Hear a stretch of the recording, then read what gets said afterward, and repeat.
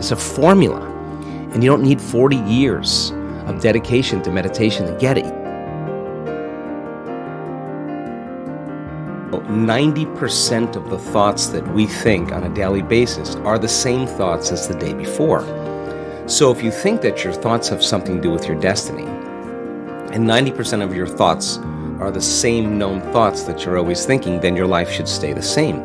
Because the same thoughts lead to the same choices. The same choices lead to the same behaviors. The same behaviors create the same experiences. The same experiences produce the same emotions. Those same emotions tend to influence the way we think. And our biology, our neurocircuitry, our neurochemistry, our hormones, and even our gene expression is equal to how we think, how we act, and how we feel. And how you think, how you act, and how you feel is called your personality. And your personality creates your personal reality. That's it.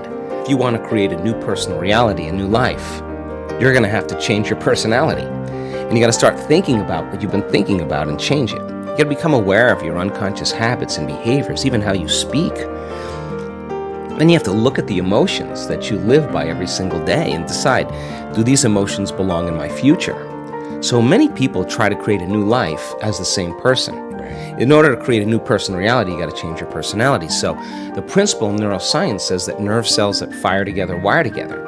Thinking the same way, making the same choices, demonstrating the same actions, creating the same experiences that stamp the same networks of neurons into the same patterns, all for the familiar feeling called you. And you do that for 10 years in a row, well, you're going to hardwire your brain into a very finite signature because you're firing and wiring that way.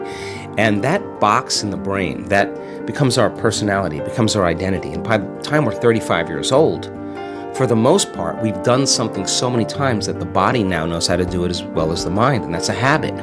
So we have these unconscious programs of behaviors, automatic habits, redundant emotional reactions, hardwired beliefs, perceptions, attitudes that function just like a computer program. You press go and it runs automatically.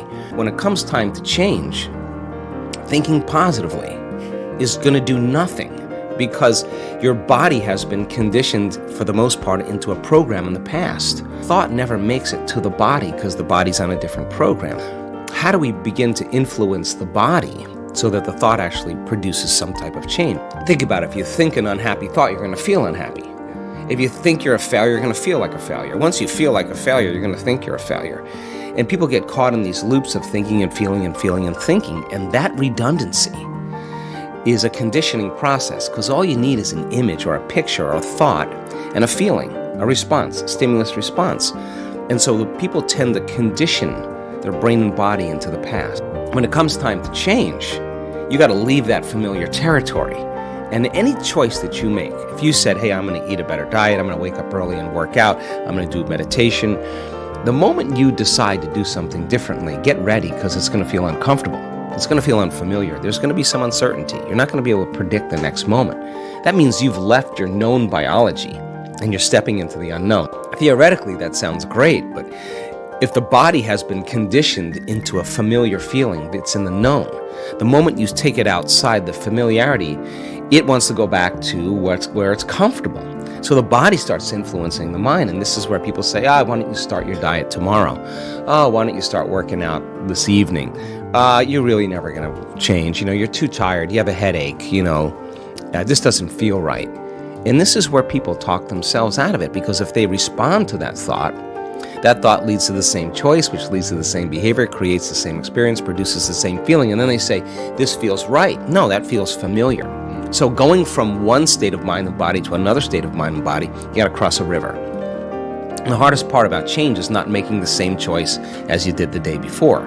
Now, once people understand that they're going to be uncomfortable, then the question is, what thoughts do you want to fire and wire in your brain? What behaviors will you demonstrate in one day? And the act of closing your eyes and rehearsing who you're going to be when you open your eyes begins to install neurological hardware in your brain to look like you've already done it. Now the brain, which is typically a record of the past, now becomes a map to the future.